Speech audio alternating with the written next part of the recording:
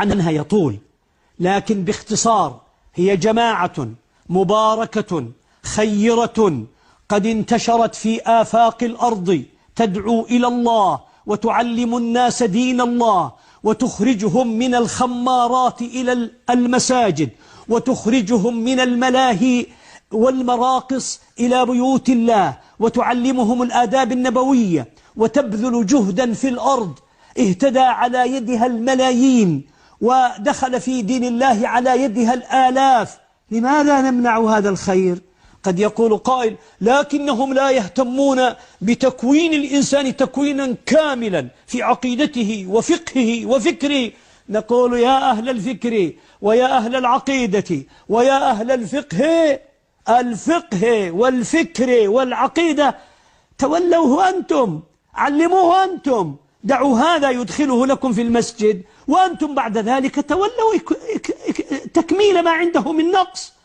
تعاونوا ولا تتلاكموا. الذين لا يحسنون إلا أن يهدوا كل خير في هذه الأمة سيحاسبهم الله، سيحاسبهم الله. اتقوا الله في أنفسكم. جماعة التبليغ مما يحيرك فيها ليس عندها منهج تستطيع أن تحاكمها إليه، حتى تبليغ نصاب كتابهم يقولوا ما هو لنا، هذا ألفه واحد. عندنا هذه الأصول الستة ندعو الناس إلى لا إله إلا الله وإكرام المسلم ومدري إيش وكذا. أي نعم، دعوهم يعلموا الناس هذا الأمر. عندنا عندما نريد أن نعلم إنسان ندخله في المدرسة الابتدائية ثم نرقيه المدرسة المتوسطة ثم الثانوية ثم الجامعة ثم الماجستير ثم الدكتوراه والناس تريد هذا، يقول إن لم يكن دكتورا وإلا نلغيه. لا يا أخي، لازم يمشي في هذا الطريق. دعوا الناس. بعض الناس همه أن يعلم الناس القرآن الكريم، دعوهم يعلموا الناس القرآن. بعض الناس يعلمون الناس السنة، دعوهم يعلموا الناس السنة. بعض الناس يحب أن يعلم المسلمين الفقه، دعه يعلمهم الفقه. بعضهم قد تخصص في رد الشبهات عن هذا الدين وما يكيده الأعداء لهذه الأمة، وأصبح في هذا الباب قد عرف أصول الفساد ويريد أن ينبه الأمة إليه. دعه يقول ذلك، دعه يمضي، دعه يمر، دعه يقول، دعه يخدم دينه. لماذا نحن لا نحسن إلا أن نهد؟ وبعدين الذي يقول يريد أن يهد هذا وأن يهد هذا وأن يهد هذا حتى لا يقال ما في البلد إلا عبد الصمد، وإذا رأيته وجدت فيه نقصا هو فيه نقص وفيه خلل.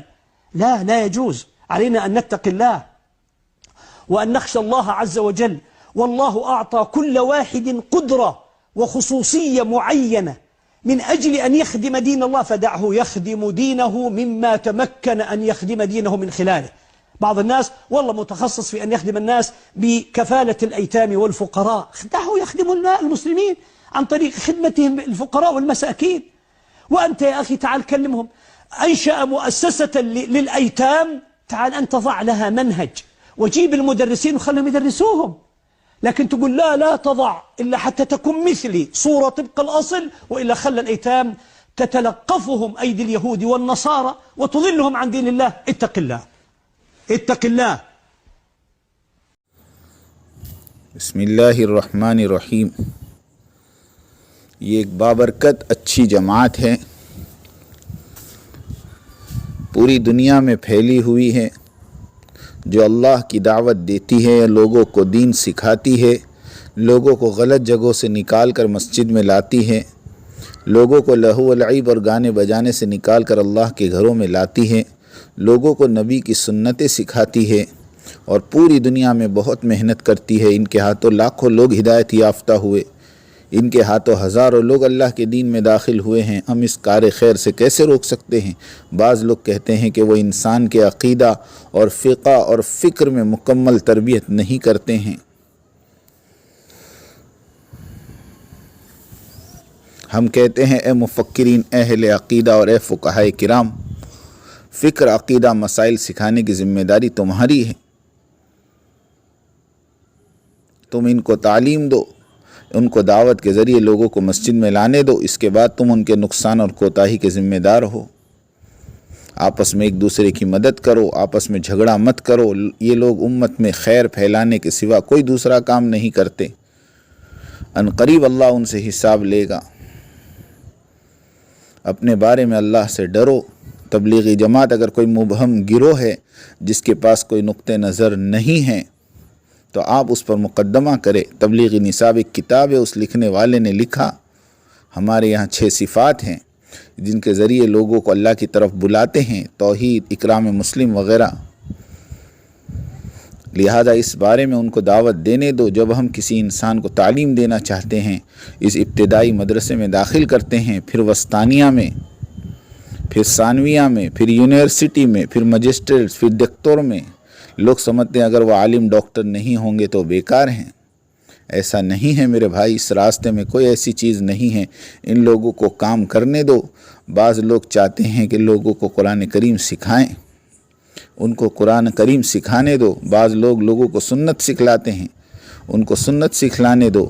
بعض لوگ چاہتے ہیں کہ وہ مسلمانوں کو فقہی مسائل سکھائے، ان کو مسائل سکھانے دو۔ بعض لوگوں کو دین میں پیدا کیے جانے والے شبہات کو رد کرنے میں مہارت ہوتی ہے، اور جو دشمنان اسلام اس امت کے خلاف سازش کرتے ہیں وہ حضرات فساد کے اصول کو اچھی طرح پہچانتے ہیں۔ وہ امت کو ان سے آگاہ کرنا چاہتے ہیں، ان کو چلنے پھرنے دو، بولنے دو، ان کو دین کی خدمت کرنے دو۔